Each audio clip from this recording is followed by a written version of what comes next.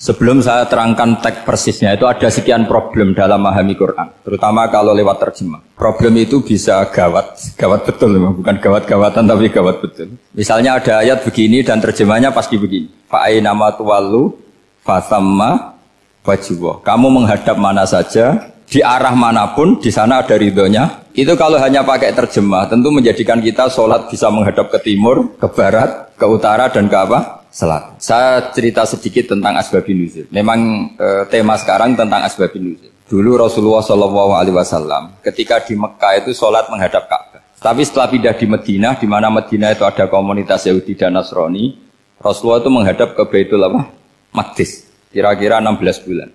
16 sampai 17 bulan. Semua riwayat itu kisarannya hanya 16 sampai berapa? 17 bulan. Sehingga orang Yahudi itu bilang begini, Muhammad ini baiklah, meskipun dia membawa agama baru tapi kiblatnya masih ikut kita, masih baik kan. Setelah 16 bulan Nabi diperintahkan Allah untuk menghadap ke Ka'bah. Fawalli wajhaka syatrul Masjidil Haram. Maka orang Yahudi itu berontak. Berontaknya adalah kiblat mereka ditinggalkan. Cara berpikir orang Yahudi itu kiblat mereka ditinggal. Sehingga mereka bilang mawallahum an qiblatihim allati kanu 'alaiha. Apa yang menjadikan umat Islam berpaling dari kiblat Baitul Maqdis. Kemudian mereka provokatif betul. Ini perlu diperjelas. Provokatif. Bilang begini. Inna Muhammadan tahayyara fi din. Muhammad ini bingung dalam beragama sehingga habis ngomong A ngomong B, habis kiblat Ka'bah, kiblat Baitul Maqdis. Sehingga dalam banyak tarikh disebutkan peristiwa kiblat itu terbanyak melahirkan orang murtad. Orang yang keluar dari Islam gara-gara provokasi orang Yahudi. Muhammad tahayyara fi din. Muhammad itu bingung dalam menentukan pilihan apa? Beragama. Kemudian walhasil singkat cerita akhirnya Nabi itu madhep Ka'bah. Apa yang terjadi mukjizat itu adalah bahwa agama ini agama yang mewakili semua agama sebelumnya yang masih orisinil. Yaitu Nabi akhirnya berargumentasi Ka'bah adalah kiblat yang asli, yang lebih tua. Terus mereka tanya, buktinya apa? Dijawab oleh Quran, fihi ayatum bayyinatum maqamu apa? Ibrahim. Ka'bah bukti tertua adalah di situ ada makam Ibrahim. Makam itu jejak kaki. Ya kalau bahasa Indonesia makam itu kuburan. Kalau dalam bahasa Arab makam itu jejak apa? Jejak kaki. Sehingga diketahui oleh sejarah dibuktikan di situ ada jejak kaki siapa? Nabi Ibrahim. Sementara nisbatnya Baitul Maqdis itu adalah kepada Nabi Musa dan Nabi Harun. Yang ini adalah turunan dari Nabi siapa? Ibrahim. Hikmahnya apa? Begini. Sebagai bukti bahwa Baitul Maqdis pernah menjadi poros Islam atau poros Tauhid, maka Nabi Muhammad pernah disuruh menghadap ke Baitul Maqdis. Buat inget-ingetan kalau ini pernah menjadi poros apa? Tahu? Tapi tetap tua-tuaan masih tua apa? Nah, kenapa tua Ka'bah tadi? Karena Ibrahim adalah Abul Anbiya, bapak dari para. Dan di situ ada jejak kakinya. Fihi ayatum bayyinatum maqam. Bukti itu belum cukup. Dibuktikan lagi bahwa Ismail kecil itu hidupnya di Ka'bah. Kita tahu sa'i baina Safa wal Marwah adalah karena Siti Hajar sedang mencari apa? Jadi ada bukti sekian, bukti empirik bahwa Ibrahim itu kiblatnya itu Ka'bah, bukan Baitul. Sehingga ada kata-kata fihi ayatum bayyinatum maqamu Ibrahim. Nah, tanpa ngerti asbabun nuzul, kamu akan mengartikan fa'ina ma tuwallu fasamma wajhullah itu salah. Karena di situ kamu menghadap mana saja, maka di situ ada ridhonya Allah. Maka para ulama memberi catatan, maksudnya begini, kamu menghadap kemana saja, asal itu yang diperintahkan Allah, maka di situ ada ridhonya Allah. Harus seperti itu maknanya, disesuaikan dengan konteks asbabun nuzul. Tanpa seperti itu tidak bisa. Dan masih banyak lagi kepentingan tentang asbabun nuzul. Jadi problem sekarang adalah banyak mufassir yang hanya mengartikan dari terjemah. Itu bahaya sekali. Sehingga ada orang yang menikah secara mut'ah. Itu kan mirip kayak transaksi zina.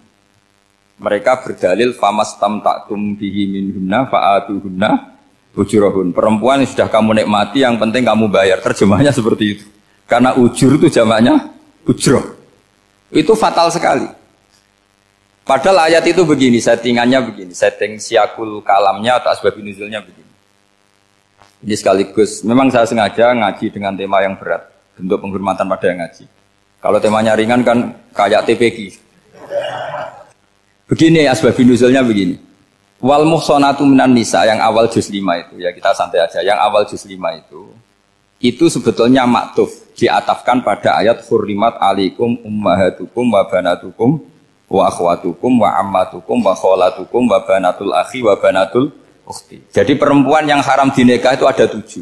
Yang faktor nasab, yaitu siapa? Ibu, putri, saudara putri, bulik dari bapak, amah itu bulik dari bapak, kholah itu bulik dari ibu, keponakan dari saudara lelaki, keponakan dari saudara perempuan. Ini disebut haram karena nasab gen.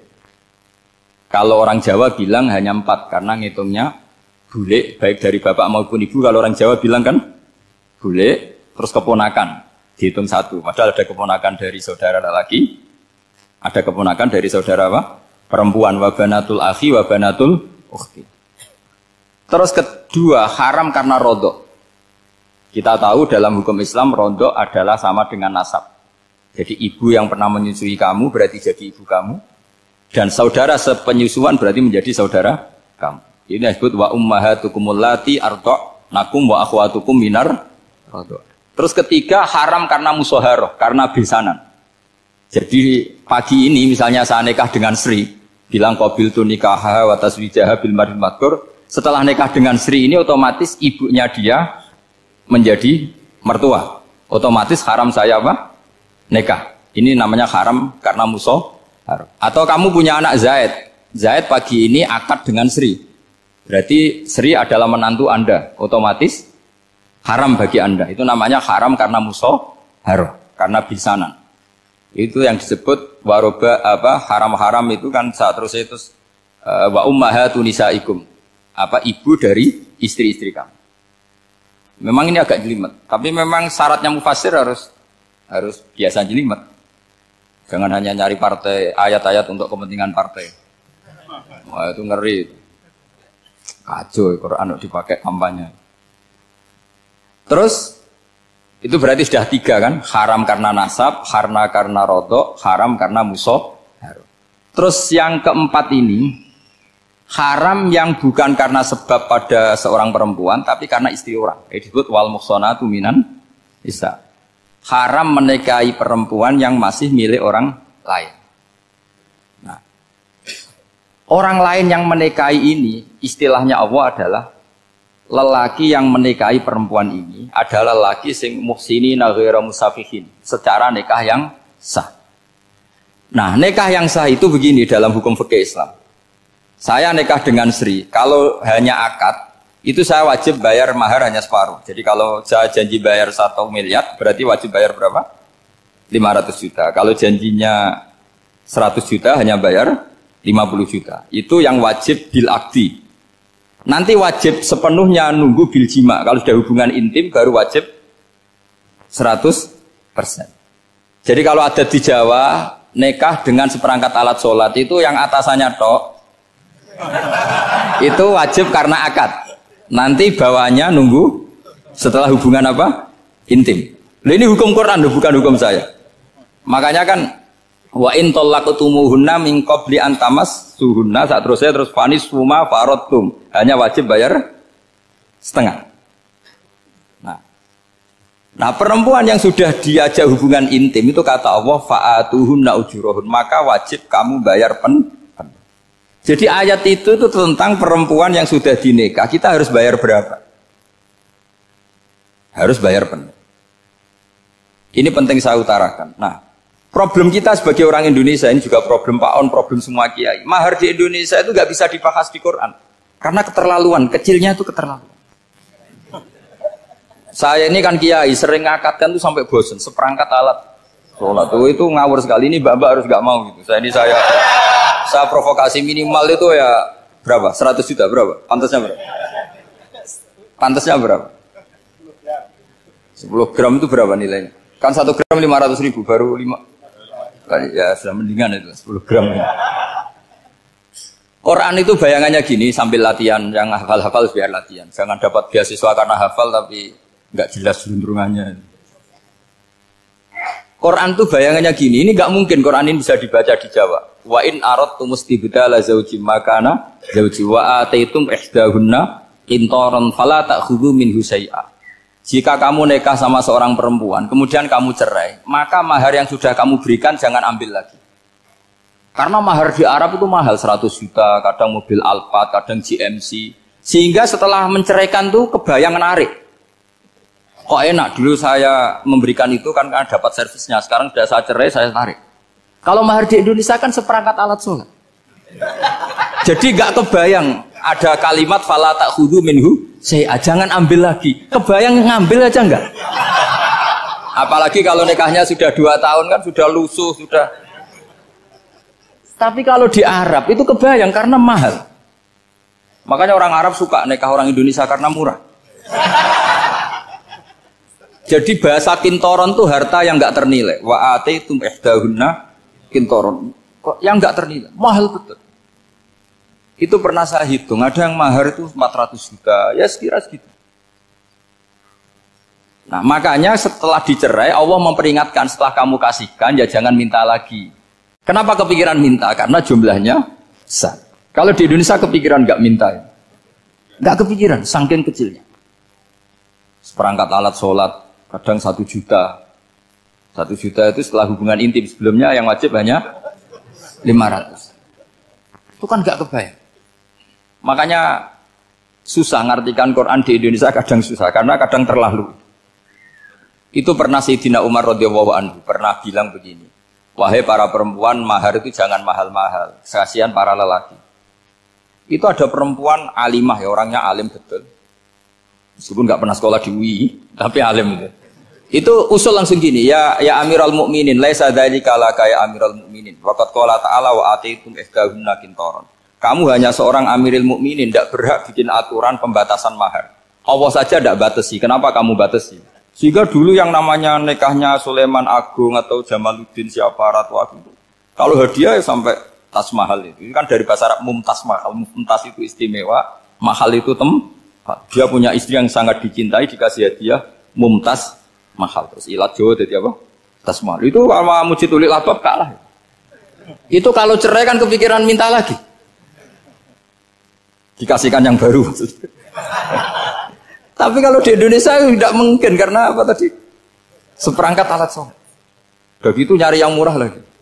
Yang bagus kitanya, bungkusnya yang bagus. Nah, maka nggak mungkin kita maknani Quran tanpa mengenal yang bernama asbabin. Karena makna ayat itu bisa kacau kalau kita tidak tahu asbabin. Yaitu kayak tadi makna fa'ina ma tuwallu fasamma wajhu. Itu maknanya kan kamu menghadap mana saja, boleh saja di sana ada ridhonya Allah. Berarti kan bisa ke timur, ke selatan, ke utara, ke barat. Itu bahaya betul. Sehingga kata ulama harus mengkaji asbabin supaya porsi ayat ini sampai semana jauhnya itu kita tahu. Tanpa tahu itu tidak bisa. Begitu juga menyangkut kiblat. Sekarang saya tanya, kemarin kan ramai dulu di Kemenak, kiblat semuanya diukur dengan GPS, terus beberapa masjid dikomentari salah. Karena diukur pakai apa? GPS. Kalau dalam bahasa falak disebut yaumarostil kiblat. Memang bisa diilmun. Tapi pertanyaannya begini, dari awal Allah ngendikan fawal liwajhaka syatral masjidil haram. Kamu yang penting sholat itu menghadap masjid. Masjid itu ya bangunan. Sehingga kata Ibnu Abbas yang diriwayatkan banyak ulama mengatakan Al-Ka'bah kiblatun li ahlil masjid wal masjid kiblatun li ahlil haram wal haram kiblatun li ahlil masyriq wal maghrib. Jadi kalau orang di dalam masjid, kiblatnya harus Ka'bah. Di luar masjid, kiblatnya asal bangunan Masjid Haram. Tapi di luar sini, kayak di Indonesia, boleh semua tanah. Kenapa begitu? Kata Ibnu Abbas, karena Quran turun bilisanin Arabiyyin mubin. Jadi kalau orang Jogja, kalau mau ke Jakarta, arahnya kemana? Barat. Itu sebetulnya ketika Anda ke barat itu persis Jakarta, apa bisa saja pasnya itu Pangandaran. Tapi orang itu akan bilang kalau ke barat ya ke Jakarta. Meskipun presisi Anda tepatnya di Pangandaran. Nah kiblat seperti itu, asal orang menghadap ke barat itu orang sudah bilang ke kiblat. Gak usah sedetail misalnya harus pas Ka'bah. Saya pernah debat sama tim ahli Kemenak. Gak bisa Gus, sekarang ada GPS harus tepat Ka'bah. Terus saya bilang gini, kalau teori Anda benar, berarti semua masjid luasnya maksimal 16 meter. Ka'bah itu luasnya hanya 16 meter. Berarti Masjid Ulil Albab yang pojok sana sama pojok sana, kira-kira itu ya sudah tidak kena Ka'bah. Kalau harus tepat, Ka'bah itu kan diameternya hanya 16 sampai 18 kalau nggak salah. Berarti semua masjid kalau ingin tepat Ka'bah harus pas 16. Kalau terlalu luas pilihannya harus cekung. Kan jadi aneh. Makanya saya itu sering Pak On, dulu saya ini biasa debat fikih. Kalau di tradisi pesantren namanya basul masail. Saya punya teman yang paling kurang ajar, yang paling saya kenang dalam sepanjang sejarah. Dulu itu kalau debat fikih itu ya seru. Kalau aturan fikih kan gini, soft paling baik itu kan soft pertama. Baru kedua, baru ketiga. Yang paling keren kan soft awal, soft. Terus teman saya bilang gini Pak, ya kalau gitu gini aja Gus, desain masjid itu memanjang utara selatan. Biar semuanya soft awal. Gara-gara didesain begini kan ada soft 2, soft 3. Apa susahnya? Kita bikin mulai awal supaya masjid itu memanjang utara apa? Selatan. Supaya semuanya soft awal. Ya kalau ada hukum ya diimplementasikan dalam desain bangunan katanya. Jadi. Itu kan kacau. Terus akhirnya saya jawab, lalu setelah begitu yang paling afdol siapa? Yang dekat imam. Ya sudah, bikin cekung saja kalau gitu. Artinya gini ya, beragama itu yang sehat. Jadi beragama itu berdasar riwayat. Berdasar riwayat, pernah ada ulama yang hitung, Madinah menghadap Ka'bah itu ya tidak pas. Pernah dihitung pakai GPS. Kiblat Madinah ke Ka'bah itu ya tidak pas. Tidak seperti yang pernah dianjurkan Kemenak. Karena apa? Agama ini ngikuti bilisanin arabiyim mungkin. Seperti jenengan gini. Semua ini istilahnya apa? Menghadap Gus Bah. Padahal ada yang agak sana, agak sana. Semuanya ngaji sama siapa Gus Bah? Ya sudah. Istilahnya bertatap muka. Memangnya kita benturan. Ini bahasa. Jadi seperti ini semua namanya apa? Beradab. Padahal ada yang agak samping, agak samping. Ka'bah juga gitu. Sebenarnya tidak se-ekstrim yang dibayangkan orang-orang. Cuma kalau bisa tepat, ya kita harus tepat. Tapi tetap saja tidak perlu 16 apa? Meter. Nah, fa'aina ma tuwallu fasamma wajhuhu itu artinya menghadap. Menghadap itu menghadap arah. Makanya Allah tidak dawuh fawalli wajhaka nahwal Ka'bah, tapi fawalli wajhaka syatrul Masjidil Haram. Jadi ini penting saya utarakan supaya kita familiar dengan istilah-istilah Quran. Istilah Quran itu gampang sebenarnya. Kalau kita kaji itu gampang. Problem kita tidak pernah mengkaji. Jadi semuanya asing. Kalau kita mengkaji itu gampang sekali. Saya punya sekian cerita betapa pentingnya mengkaji Quran. Harun ar-Rasyid itu dinasti Bani Abbasiyah. Itu pinter sekali. Ada seorang ustadz yang agak ekstrim. Itu datang ke Harun ar-Rasyid. Ya Amirul Mukminin, inni nasihun laka famusaddidun alaika. Fala tajidanna alayya fi nafsika syai'an. Saya mau nasihati kamu, tapi saya mohon jangan masukkan hati. Karena nasihat ini penting. Tapi saya akan keras, vulgar. Akan keras, kritik saya akan keras. Karena Anda sebagai Amirul Mukminin tidak pedes. Apa kata Amirul Mukminin Harun ar-Rasyid? Uskut ya Ustadz. Nah, sebagai riwayat uskut ya jahil. Kamu itu Ustadz bodoh, tidak usah banyak omong. Terus kita, kenapa saya bodoh? Terus dibacakan ayat faqula lahu qaulal layyina la'allahu yatadzakkaru aw yakhsha. Inna Allaha ta'ala qad arsala man huwa khairun minka ila man huwa syarrun minni. Wa ma'a dzalika qala ta'ala faqula lahu qaulal layyina. Allah pernah menugaskan seorang yang lebih baik ketimbang kamu, yaitu Musa dan Harun. Musa dan Harun adalah seorang nabi. Kepada orang yang lebih buruk ketimbang saya, yaitu Fir'aun. Itu saja etikanya faqula lahu qaulal layinan. Kamu kalau ngomong yang halus, yang baik, yang berperadaban, kok kamu sama saya mau kasar? Akhirnya ustadznya ternyata pinter kamu, ya pinter aku. Jadi semudah itu. Allah itu menugaskan orang yang lebih baik ketimbang kamu, yaitu Nabi Musa. Kepada orang yang lebih buruk ketimbang saya, yaitu Fir'aun. Itu saja ada etikanya. Kok kamu sama saya mau tambah etika? Mau main kasar hanya karena kamu merasa nasihat Anda benar? Jadi gampang sekali memahami Quran. Tapi lagi-lagi memang bagi ahlinya. Tapi ini saya bantu supaya sampean jadi ahli apa? Quran. Meskipun ngajinya sebulan sekali. Sudah sebulan sekali tidak punya kitabnya. Sudah. Jadi ulama dulu kalau belajar Quran itu gampang sekali. Saya berkali-kali cerita. Yang kitab saya baca di rektorat namanya Syajaratul Ma'arif. Itu kalau cerita bikin judul itu enak sekali. Babuna fil ibad bikulil bilad. Bab seseorang di mana saja hidupnya harus bermanfaat. Terus dalilnya itu hanya mengutip makalahnya Nabi Isa, wa ja'alani mubarakan ainama kuntu. Ciri utama seorang nabi apa? Saya di mana-mana adanya berkahi orang lain. Jadi berkah bagi orang lain. Maksudnya tidak jadi problem bagi orang lain. Artinya kamu hidup entah di Jogja seperti Pak Ono orang Jember, saya orang Rembang. Hidup di Jogja manfaat, di Jember ya manfaat, di mana-mana manfaat. Saya pernah di Korea seminggu ya manfaat. Saudara kita TKI yang di Korea ya manfaat, di sana bikin masjid, bikin apa? Karena ngendikane Allah menceritakan Nabi Isa siapa? Wa ja'alani mubarakan ainama kuntu. Saya adalah orang yang di mana-mana berkah. Artinya manusia eksistensinya harus seperti itu, hidup di mana saja berkah. Gampang sekali memahami Quran. Pernah Imam Syafi'i ditanya, kalau kamu nggak kehilangan air atau nggak ada air di satu daerah, cari-cari dulu sampai nggak ketemu. Setelah nggak ketemu air, baru kamu boleh tayam. Imam Syafi'i ditanya, apa dalilnya harus mencari dulu? Kalau nggak ada air ya langsung tayamum saja. Kenapa harus nyari-nyari dulu? Jawabnya Imam Syafi'i itu gampang sekali. Qala ta'ala falam tajidu ma'an. Kemudian kamu tidak menemukan air. Di mana-mana tidak menemukan setelah mencari. Kalau belum mencari namanya tidak tahu. Kan ayatnya kan falam tajidu ma'an. Kemudian kamu tidak menemukan air. Tidak menemukan tuh nyari dulu apa langsung ambil sikap? Nyari dulu, baru kesimpulannya tidak ketemu. Kalau belum pernah nyari namanya tidak tahu. Segampang itu ulama dulu memahami Quran karena konstruksinya utuh. Yaitu mereka tahu betul bahwa Quran itu bilisanin Arabiyim. Ketika Futuhat Syam, Syam dulu itu dikuasai tentara Romawi. Era Sayyidina Umar Futuhat. Yerusalem dikuasai tentara Islam. Itu awal Sayyidina siapa? Umar radhiyallahu anhu. Ketika Futuhat mau ada pesta besar-besaran. Tapi Umar menolak. Ketika menolak, kenapa Anda menolak? Beliau hanya baca ayat innallaha ta'ala ayyara qauman faqala adhabtum thayyibatikum fi hayatikumud dunya. Allah itu mengkritik satu komunitas kaum yang zaman di dunia menghabiskan semua kenikmatan.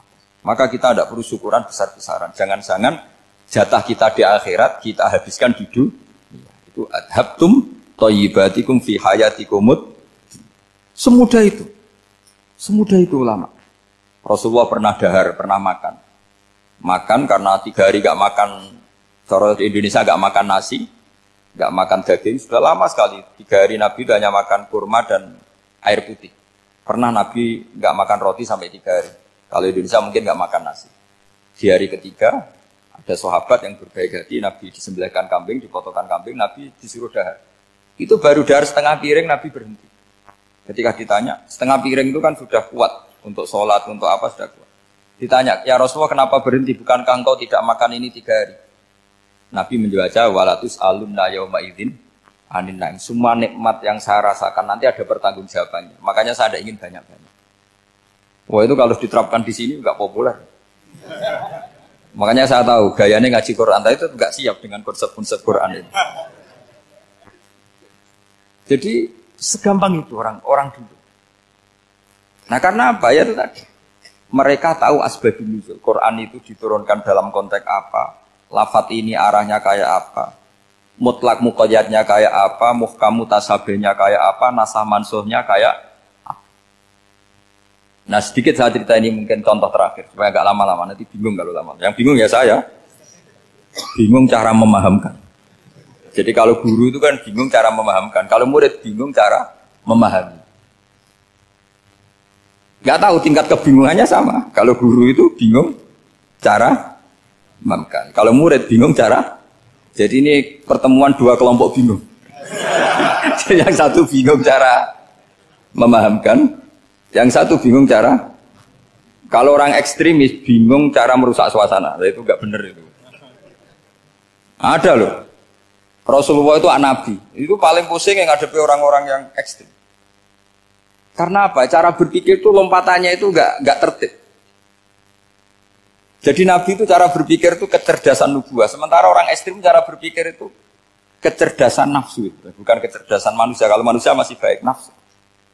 Misalnya begini, kalau dalam tradisi nubuah itu. Saya dengan Pak Anu berteman lama. Mulai tahun 2000 berapa. Itu kalau Pak Anu bertamu ke saya, harusnya tidak usah tak kasih makan. karena sudah dekat. Tapi kalau kenalan baru itu dikasih makan, disangoni. Jadi Nabi itu perilakunya agak unik. Akhirnya ada orang yang cara berpikir itu dangkal. Ya Rasulullah ini tidak fair. Yang iman lama tidak diservis, yang iman baru diservis. Cara berpikir Nabi begini. Orang Ansor itu kan sering memberi Nabi. Perjuangannya Nabi ditopang orang apa? Ansor. Donatur lah, kira-kira orang Ansor itu donatur. Donatur itu keren. Karena donatur itu artinya al-yadul ulya khairum minal yadis. Sehingga ketika Nabi sudah menguasai negara, menguasai Mekah, Medina, sudah futuhat, itu orang Ansor tetap gak diservis. Yang diservis Nabi itu orang-orang baru masuk Islam, disebut wal mu'allafati qulubuhum atau Islam mu'allaf. Ada 1-2 orang yang protes, tentu yang gak pinter. Tukang protes pasti tidak pinter. Wong iskal-iskalnya sendiri, otaknya gak sampai-sampainya sendiri, orang lain disuruh jawab. Makanya di sini tidak ada tanya jawab, nanti iskal-iskal kamu sendiri, bingung-bingung kamu sendiri, saya disuruh jawab. Berarti Gus Pak gak mau ditanya, ya memang gak mau, karena tadi jawab sendiri aja, nanti pinter sendiri, kapan-kapan pinter sendiri. Akhirnya tanya begini, cara tanya gini, ya Rasulullah, ini gak fair. Orang sudah Islam lama setelah negara terbuka milik Anda, setelah kita menang, setelah kita menguasai negara, tidak kamu servis. Sementara yang baru Islam kamu, Nabi itu bertanya senyum-senyum, rileks saja. Lama-lama tambah ekstrim pertanyaan. Kata Umar, ya Rasulullah saya beri izin untuk membunuh orang ini. Umar itu pikirannya karena mangkel lo Nabi. Nabi jangan. Kalau kamu bunuh, nanti apa kata orang banyak? Inna Muhammad dan yaqtulu ashabah. Dikira Muhammad membunuh sahabatnya sendiri. Nabi masih mendengar. Komplainnya masih dengar. Lama-lama Nabi memberi penjelasan. Kamu ini orang Ansor. Kamu biasa memberi saya, memberi dana perjuangan. Memberi itu hebat. Saya tidak ingin menurunkan grade Anda. Grade sebagai pemberi, berarti kelasnya elit. Sekarang menjadi penerima. Itu tidak bagus. Itu betapa Rasul ini namanya kecerdasan nubuah. Kalau orang biasa memberi, biar memberi saja. Supaya dia tetap heroik, tetap patriotik, tetap keren. Karena mentalnya pemberi. Jangan sampai dari mental memberi, kemudian mentalnya peminta. Jadi kalau Pak On jadi tim suksesnya Pak Jokowi itu ya tidak minta-minta. Kalau dulu kampanye ya kampanye saja. Biar memberi terus nggak pernah minta. Meskipun akhirnya ya gelong. Tapi Nabi dulu tidak gitu. Jadi orang Ansor itu nggak pernah diservis. Padahal jasanya kayak gitu. Supaya kelasnya tetap kelas elit, yaitu pemberi, penanggung jawab. Nabi nggak ingin orang Ansor turun grade menjadi penerima. Orang-orang yang cerdas nubuah menerima konsep Nabi seperti itu. Lo tanya sama Pak On, saya dadani terjemahan UI itu puluhan tahun sama Pak Jun. Itu beliau ke kontrakan saya ke rumah beliau. Tidak pernah berharap apa. Saya sangat tertutup. Bukan apa-apa ya, kalau ingin memberi saja.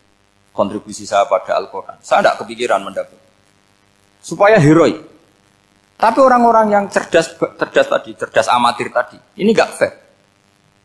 Wong yang memberi lama kok dapat servis sedikit. Nah, sekarang itu problem zaman akhir sudah mulai seperti itu.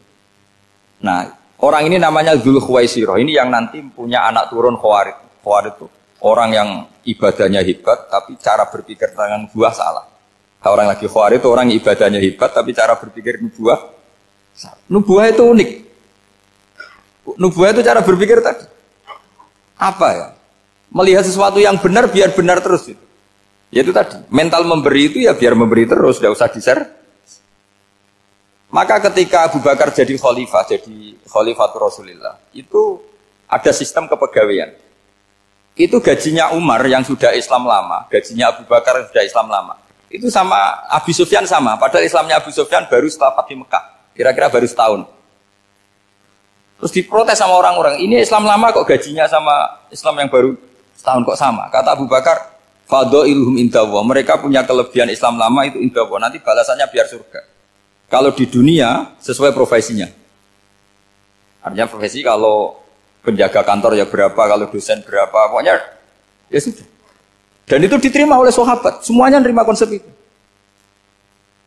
Era Umar agak dibalik. Abu Sufyan kira-kira gajinya 1 juta, yang lainnya yang menangi Nabi mulai awal gajinya 10 juta. Ditanya, ya Umar, kenapa ini jadi rubah seperti kebijakan Abu Bakar, tidak seperti Abu Bakar? Jawabnya Umar lucu. Fa la usawwi baina man qatala Rasulullah wa baina man qatala ma'a Rasulillah.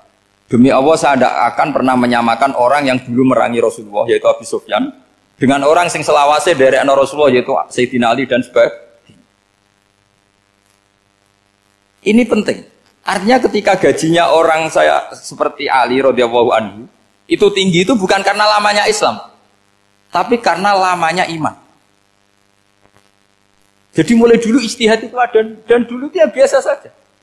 Karena tadi ada kecerdasan nubuwah. Saya ulang lagi, ada kecerdasan apa? Sekarang itu kecerdasan tomak atau kecerdasan nafsu. Itu kalau sampai ngaji kitab tasawuf, itu bab bakhil itu tidak ada. Menurut kitab tasawuf, medit itu tidak ada, kikir itu tidak ada. Yang ada itu tomak. Tomak itu berharap dikasih orang lain. Sampai pernah enggak bilang kalau artis-artis di Jakarta kikir? Tidak pernah kan? Karena kamu tidak pernah ingin diberi. Tapi kalau kamu punya pacar karena kenal tidak pernah ditraktir, oh pacar saya kikir. Karena kamu ingin diberi. Pernah enggak kamu hukumi orang lain kikir yang enggak kenal? Padahal tidak pernah memberi kamu. Apa kak? Karena kamu tidak pernah ini. Coba sekarang kamu saya tanya, ini latihan cerdas. Definisi kikir itu apa tuh Pak?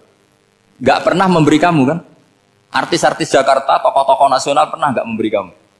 Enggak kan? Tapi enggak pernah kamu vonis kikir. Karena kamu enggak pernah tomak. Tapi pacar kamu, kok amin ditraktir terus? Atau istri kamu, atau mertua kamu, kok enggak ngasih warisan, kamu bilang kikir enggak? Sebabnya kikir betul apa karena kamu tomak, berharap? Tomak. Maka di kitab tasawuf itu enggak ada bab kikir, yang ada bab tomak. Karena asal usul menvonis orang kikir itu karena tamak. Maka jangan banyak kenal orang, nanti banyak hukum kamu. Sombong juga gitu, di tasawuf itu enggak ada bab sombong. Karena orang hukumi orang lain sombong itu karena kamu ingin dihormati. Ada orang enggak kenal, terus lewat saja enggak tanya kamu bilang sombong enggak? Enggak kan? Tapi kalau kenal, oh sombong betul, kenal enggak tanya kan gitu. Jadi tasawuf itu sisi unik dari khazanah Islam. Makanya di tasawuf itu enggak ada kritik terhadap kikir. Ya tentu kikir itu buruk, pasti ya kikir itu buruk. Tapi enggak perlu dikritik. Jangan-jangan yang salah kamu. Kenal Pak On di PPAI terus ingin jadi sekretarisnya. Terus ingin kenal Pak Jokowi ingin jadi menterinya. Nanti kenal rektor ingin jadi pegawainya. Ketika enggak diturutin bilang Pak Rektor kikir. Tapi orang lain ya Kak pernah berharap. Mungkin enggak menvonis Pak Rektor atau Pak On ini kikir. Enggak kan? Berarti vonis kikir itu status orang itu apa enggak kesampaian niat kamu? Memang agak jelimet ilmu tasawuf itu. Tapi itu unik. Itu bagian dari khazanah apa? Islam. Makanya Rasulullah itu sering isti'adah minta perlindungan wa min toma'in fi ghairi matma'in. Ya Allah saya tidak ingin berkeinginan yang tidak layak. Karena semua dunia ini dimulai dari keinginan. Coba kamu protes negara itu karena apa? Ingin makmur sejahtera tanpa kerja sehingga nyalakan menteri keuangan, menteri ini itu. Makanya kalau guyonannya ulama tasawuf gini, tak beri bocoran. Guyonannya orang tasawuf. Begini guyonannya. Anta lam tajid min nafsika kullama turid fa kaifa turidu min ghairika kullama turid. Kamu yang punya keinginan saja tidak bisa memenuhi apa yang kamu inginkan. Kenapa keinginan itu kamu timpakan ke orang lain untuk memenuhi kamu? Wong kamu yang punya keinginan saja tidak bisa mewujudkan. Kenapa keinginan Anda kamu timpakan, bebankan orang lain untuk memenuhi keinginan Anda? Misalnya kamu, Gus saya ini goblok, tolong pinterkan. Wong kamu yang ini saja tidak bisa. Kok menyuruh saya? Jadi kalau tiap tasawuf itu unik. Seperti kamu mencintai istri tulen itu ingin kan dicintai istri tulen. Kamu sendiri kan nggak bisa cinta tulen, masih pelengahan sana sini. Kamu pacaran, ingin pacar kamu setia. Ternyata kamu bikin sekian alternatif. Kalau putus ini punya ini, putus ini. Tapi kamu ingin ini setia kan nggak fair. Makanya guyonanya orang tasawuf itu anta lam tajid min nafsika kullama turid fa kaifa turidu min ghairika kullama turid. Gampang tuh apalane pokoknya ratrit gitu aja gampang. Jadi kamu yang punya keinginan saja tidak bisa memenuhi. Kok orang lain disuruh memenuhi. Jika orang tasawuf itu malu betul. Misalnya saya kok ingin Pak On takdim sama saya itu kurang penggawean. Kalau saya ingin ditakdimi saya menakdimi diri saya sendiri. Makanya berbahagialah orang yang ngilu terus saya ganteng sendiri ya Allah. Saya kaya sendiri. Menunggu orang lain bilang kamu kaya itu repot. Menunggu orang lain bilang kamu hebat itu, ya sudah bilang aja ya Allah saya hebat, ya Allah saya ganteng, ya Allah saya cantik. Daripada menunggu orang lain bilang apa? Cantik. Jadi ilmu tasawuf itu unik. Jadi kalau fikih itu yang dikritik itu kikir. Kalau tasawuf enggak toma. Karena orang yang kamu vonis kikir itu jangan-jangan tidak kikir tapi mementingkan yang lebih penting.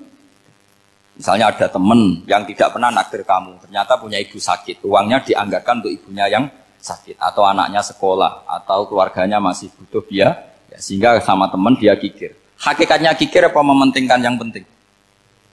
Tapi kamu karena nggak pernah ditraktir menvonis kikir. Ini pelajaran. Jadi makanya yang dianteni ilmu tasawuf itu toma, tamak tadi kalau dalam bahasa Indonesia, bukan kikir. Karena vonis kikir itu akan disematkan orang yang tidak kesampaian hajatnya. Pokoknya bapak saya itu, keluarga kiai itu ajarannya itu. Yang penting jangan berharap dari orang lain. Ini Pak On saksinya, saya dulu benahin terjemah itu nggak pernah ini diperlakukan seperti ini. Yang ngaji aja. Karena pikirannya keluarga kiai itu sederhana. Kalau ngamal ya ngamal saja. Ngamal itu heroik. Makanya buyut-buyut kita semua ini kan pahlawan semua. Membela negara Indonesia jadi merdeka. Ya nggak pernah kebayang jadi presiden, menteri. Tapi sekarang nggak, ngamal sedikit saja harus jadi menteri. Jadi ini bahaya kalau dalam kelangsungan bernegara. Karena orang biasa transaksional. Awal negara ini dibangun berdasar heroik, bukan berdasar apa? Transaksional. Tapi sekarang orang akan membiasakan itu. Apa-apa itu transaksional. Ini tidak bagus untuk kelangsungan bernegara. Apalagi kelangsungan beragama. Sehingga seperti saya ini masih punya desa-desa binaan di Sragen, di pedalaman Papua sekalipun. Saya punya santri banyak di Papua. Itu kalau cerita itu unik-unik. Itu mau Jumatan, itu nggak ada orang 40. Sudah datang setengah 12. Itu datangnya 3 jam. Di situ mau ketemu santri 3. Semua, karena ya akhirnya mereka tanya gini, Pak. Pertanyaannya itu lucu. Gus, boleh nggak Jumatan orang 3? Secara fikih Syafi'i kan harus orang 4. Boleh. Kemudian mereka tak bilang buat sholat duhur saja. Mereka nggak mau. Wong Jumat kok duhur. Harinya kan Jumat, masa sholatnya? Sehingga kita yang jadi kiai akhirnya nyari fikul madzhabil arba. Nyari fikih madzhab 4. Ternyata Imam Malik membolehkan orang 6. Ada yang bilang 12. Yang penting keceluk jamun. Jamun itu kelompok. Kalau 3 kan belum keceluk apa? Belum disebut apa? Kelompok. Ini penting saya utarakan supaya kita berjuang itu bukan karena service seperti ini kayak di Ulil Albab, masjidnya keren, kampus swasta tertua, terus termasuk nomor 1-2 di Indonesia. Oke, kita syukur dengan kebesaran UI. Tapi yang namanya dakwah itu menjadikan orang tidak tahu menjadi tahu, termasuk kepada desa-desa tertinggi. Sama. Yang namanya menteri itu pembantu presiden untuk memenuhi kebutuhan rakyat banyak. Sekarang misalnya menteri pertaniannya itu hebat, cerdas, tapi petani nggak mau nandur padi, mau apa itu? Coba yang membantu ketahanan pangan itu para petani mau nanam padi apa karena menteri pertanian? Karena petani mau nanam. Ya sudah GR saja, kita pembantu presiden semua. Karena ikut menyumbangkan ketahanan pangan. Tapi kamu kan nggak digaji, kita keren, ngamal tambah harap gaji. Ini penting supaya Anda itu nggak hati kecil gitu. Ikut menyumbang negara tanpa ingin dapat gaji. Keren nggak? Nah, itu nubuah. Apa? Nubuah. Orang Ansor itu seperti itu. Sehingga ketika Rasulullah wafat dan ada kompetisi kepemimpinan, itu orang Ansor gak ikut. Sudah kita makmum saja, silahkan dibagi di saking baiknya orang Ansor.